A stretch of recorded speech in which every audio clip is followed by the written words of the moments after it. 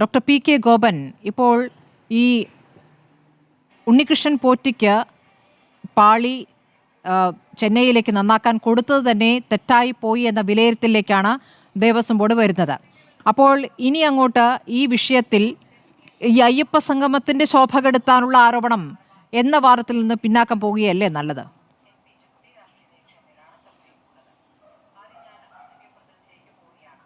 അല്ല, അത് നിലനിൽക്കും. എന്തെന്ന് വെച്ചാൽ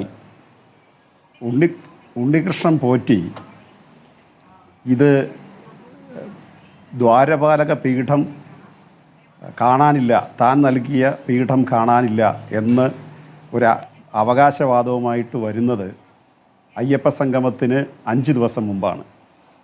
അപ്പോൾ അത് തീർത്തും വ്യാജമായ ഒരു സ്റ്റേറ്റ്മെൻറ്റ് അദ്ദേഹം നടത്തി. അദ്ദേഹത്തിൻ്റെ കയ്യിൽ വെച്ച പീഠം കാണാനില്ലെന്ന്. അപ്പോൾ അത് വളരെ വ്യക്തമായി നിഴലിച്ച് നിൽക്കുന്ന ഒരു കാര്യമാണ്. അപ്പോൾ അയ്യപ്പ സംഗമത്തിൻ്റെ മുന്നോടിയായി ഈ ഒരു ഇഷ്യൂ ഉണ്ടാകാതിരിക്കെ അദ്ദേഹം എന്തിനാണ് ഇങ്ങനെ ഒരു ആക്ഷേപം ഉന്നയിച്ചത്? പക്ഷേ ഡോക്ടർ പി കെ ഗോപൻ, അദ്ദേഹം ആക്ഷേപം ഉന്നയിച്ച സമയം മാത്രമാണ് നിങ്ങളിപ്പോൾ ഒരു വിഷയമായി ഉന്നയിക്കുന്നത്. പക്ഷേ അതിനു മുൻപ്, എത്രയോ വർഷങ്ങൾക്ക് മുൻപ് തന്നെ ഈ തരത്തിൽ പല കാര്യങ്ങളായി ഇപ്പോൾ ഏറ്റവും ഒടുവിൽ കേൾക്കുന്നത് ഈ ശബരിമലയുടെ വാതിലടക്കം കൊണ്ടുപോകാൻ ഉള്ള ശ്രമം നടന്നിരുന്നതാണ്. അപ്പോൾ എല്ലാം ഇങ്ങനെ ഓരോ ഇടത്തേക്കായി കൊണ്ടുപോകുന്നു. ചെന്നൈയിൽ നന്നാക്കാനെന്ന് പറഞ്ഞ് എത്തിച്ചത് എവിടേക്കാണ്? ബംഗളൂരുവിലാണ്. അവിടെ അയാൾ ചെയ്ത കാര്യങ്ങൾ അടക്കമുള്ള വിവരങ്ങളാണ് ഇപ്പോൾ പുറത്തേക്ക് വരുന്നത്. ഇപ്പോൾ പുറത്തേക്ക് വന്നു എന്നതാണോ പ്രശ്നം? ഇതൊക്കെ പുറത്തേക്ക് വരേണ്ടതാണല്ലോ. പുറത്ത് വന്നതിൻ്റെ അടിസ്ഥാനത്തിലാണല്ലോ 2019 മുതൽ വലിയ പിഴവ് പറ്റി എന്ന് സമ്മതിക്കേണ്ടി വന്നിരിക്കുന്നത്. ഇത് നേരത്തെ ദേവസ്വം പ്രസിഡന്റ് പറഞ്ഞിട്ടില്ല, ഇപ്പോൾ അതിലേക്ക് എത്തുകയാണ്.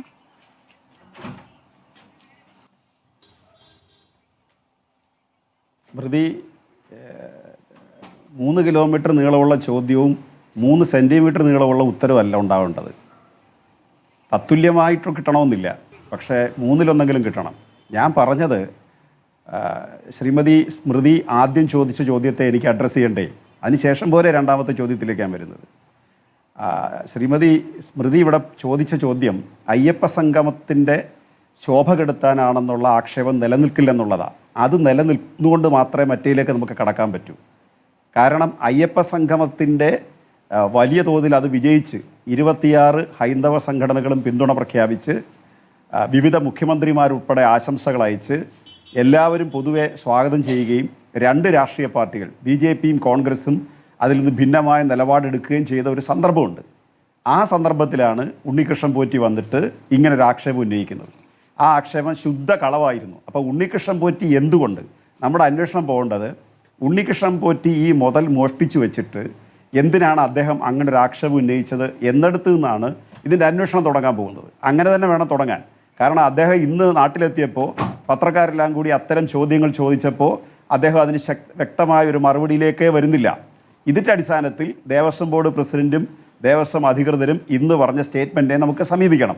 അതിനകത്ത് വളരെ കൃത്യമായി ദേവസ്വം ബോർഡ് എടുക്കുന്ന നിലപാട് 2019 പ്രശ്നം, ഇപ്പോഴത്തെ 2025 ഇഷ്യൂ, 1990-കൾക്ക് ശേഷം ഉണ്ടായ അവിടുത്തെ വിജയമല്യയുടെ വിഷയം, ഇതെല്ലാം തന്നെ അന്വേഷണത്തിന് വിധേയമാക്കണം എന്ന് ദേവസ്വം ബോർഡ് ആവശ്യപ്പെട്ടിരിക്കുകയാണ്. അതായത് പുറത്തുനിന്നുള്ള ഒരാളുകളെക്കാൾ ഉപരിയായിട്ട് അതിപ്പോൾ കൈകാര്യം ചെയ്തുകൊണ്ടിരിക്കുന്നവർ തന്നെ അന്വേഷണത്തിന് ആവശ്യപ്പെടുകയാണ്. അപ്പോൾ 2019 അങ്ങനെ ഒരു നിലപാട് ദേവസ്വം ബോർഡ് അനുമതി കൊടുക്കുന്നു. അനുമതി കൊടുത്തതിന് ശേഷം അത് പ്രോപ്പർ ചാനലിലാണോ ഇത് കൊണ്ടുപോയത്, അതിൽ ആരൊക്കെ ഉദ്യോഗസ്ഥർ, ദേവസ്വം കമ്മീഷണറുണ്ട്, അതുപോലെ തിരുവാഭരണ കമ്മീഷണറുണ്ട്, അവിടുത്തെ സെക്യൂരിറ്റി ഉണ്ട്, പോലീസുണ്ട്, ഇതെല്ലാ സംവിധാനങ്ങളും ഉണ്ട്. ഈ സംവിധാനത്തിൻ്റെ അടിസ്ഥാനത്തിൽ ദേവസ്വം ബോർഡിൻ്റെ നിലപാടിനെ ബന്ധപ്പെടുത്തിക്കൊണ്ടാണോ ഇത് കൊണ്ടുപോയത് എന്നുള്ളത് അന്വേഷിക്കണമെന്നുള്ള ആവശ്യം ഇന്ന് പ്രസിഡന്റ് തന്നെ ഉന്നയിച്ചിരിക്കുകയാണ്. അതുപോലെ കഴിഞ്ഞ തൊട്ടു മുമ്പ് നടന്ന കൊണ്ടുപോകലിൽ ദേവസ്വം ബോർഡ് ഇദ്ദേഹം ആവശ്യപ്പെട്ടിട്ടും കൊടുത്തിട്ടില്ല, ഉണ്ണികൃഷ്ണൻ പോറ്റി ആവശ്യപ്പെട്ടിട്ടും കൊടുത്തിട്ടില്ല. അപ്പോൾ അതുകൊണ്ട് അന്വേഷിക്കണമെന്ന് പറഞ്ഞതിൻ്റെ കാരണം എന്താ, ഇതിനൊരു ചെറിയ ആമുഖം കൂടി പറയാൻ അനുവദിക്കണം. കാരണം ദേവസ്വം ബോർഡിനെ കട്ടുകൊണ്ടുപോവുക, മുതൽ നശിപ്പിക്കുക, പിന്നെ സാമ്പത്തിക ക്രമക്കേട് നടത്തുക, ഇത്തരം ആരോപണങ്ങളൊക്കെ ഈ പല ആരാധനാലയങ്ങളുമായി ബന്ധപ്പെട്ട് ഭരണസമിതിയും ഉദ്യോഗസ്ഥരുടെയും പേരിൽ, അത് അയ്യപ്പ ക്ഷേത്രമോ ദേവസ്വം ബോർഡിൻ്റെ ക്ഷേത്രമോ മാത്രമല്ല, പല സമുദായത്തിൻ്റെയും ആരാധനാലയങ്ങൾ അല്ലെങ്കിൽ പല മതവിഭാഗത്തിൻ്റെ ആരാധനാലയങ്ങൾ ബന്ധപ്പെട്ട് പലപ്പോഴും വരുന്നൊരു പ്രശ്നമാണ്. ഇതിനകത്തൊരു ഇടതുപക്ഷ നിലപാടുണ്ട്. വിശിഷ്യ ദേവസ്വം ബോർഡ് കൈകാര്യം ചെയ്യേണ്ടി വരുന്ന ഭരണഘടനാപരമായ ഒരു ഉത്തരവാദിത്വം വഹിക്കുന്ന ഒരു പാർട്ടി എന്ന തരത്തിലും അല്ലെങ്കിൽ ഗവൺമെൻറ് എന്ന തരത്തിലും ദേവസ്വം ബോർഡ് എന്ന തരത്തിലും അതിനൊരു മറുപടി വേണ്ടതുണ്ട്.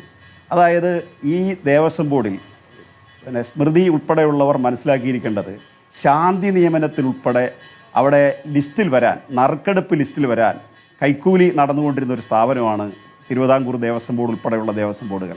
അതായത് ശാന്തിക്കാരായിട്ട് ആ ലിസ്റ്റിൽ വന്നു കഴിഞ്ഞാൽ അത് പിന്നീട് നറുക്കിട്ടിട്ടാണല്ലോ ശാന്തി നിയമനം വരുന്നത്. ആ ലിസ്റ്റിൽ കടന്നുകൂടാൻ കൈക്കൂലി കൊടുത്ത് നടന്നിരുന്നൊരു സ്ഥലമാണത്. രണ്ടാമത് ജീവനക്കാർ, ദേവസ്വം ബോർഡിൽ ജീവനക്കാരായിട്ട് കയറുന്നതിന് ബോർഡ് മെമ്പർമാർക്കും രാഷ്ട്രീയക്കാർക്കും പണം കൊടുത്തുകൊണ്ടിരുന്ന ഒരു നാടാണിത്. ഈ രണ്ട് പ്രശ്നങ്ങളെയും ശബരിമലയിൽ നിന്ന് ഒഴിവാക്കാൻ മുൻകൈയെടുത്തത് ദേവസ്വം ബോർഡിൻ്റെ നേതൃത്വം കൊടുത്ത ഇടതുപക്ഷ സർക്കാരും അവർ നിയമിച്ചിട്ടുള്ള ദേവസ്വം ബോർഡുമാണ്. ഇപ്പം ശബരിമലയിൽ നിങ്ങൾക്ക് ശാന്തി നിയമനത്തിന് കാശ് ആരെങ്കിലും വാങ്ങിക്കുമെന്ന് പറയാൻ പറ്റില്ല. ദേവസ്വം ബോർഡിലെ ജീവനക്കാരുടെ നിയമനത്തിന് പൈസ മേടിക്കുമെന്ന് പറയാൻ പറ്റില്ല. റിക്രൂട്ട്മെൻറ്റ് ബോർഡ് PSCക്ക് തുല്യമായി പ്രവർത്തിച്ചുകൊണ്ടിരിക്കുകയാണ്. അതുപോലെ ഇപ്പോൾ അയ്യപ്പ സംഗമം നടത്തിയതിൽ അവിടെ നടന്നിരിക്കുന്ന ഏജൻസികളെ ഒഴിവാക്കുക. ഈ ഉണ്ണികൃഷ്ണൻ പോറ്റിയെ പോലുള്ള താപ്പാനകൾ, വിശ്വാസത്തെ വിറ്റ് കച്ചവടം ചെയ്യുന്നവർ, അവരെ ഒഴിവാക്കാനുള്ള ചർച്ചകൾ അവിടെ നടന്നത്. ആ ഒരു സമീപനം സ്വീകരിച്ച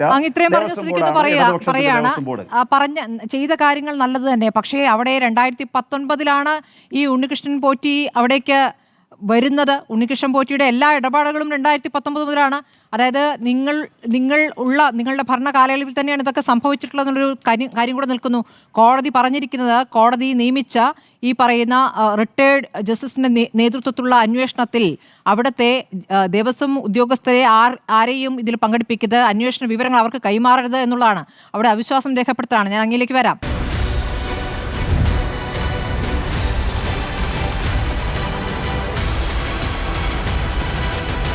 Debate with Smriti Parithikar.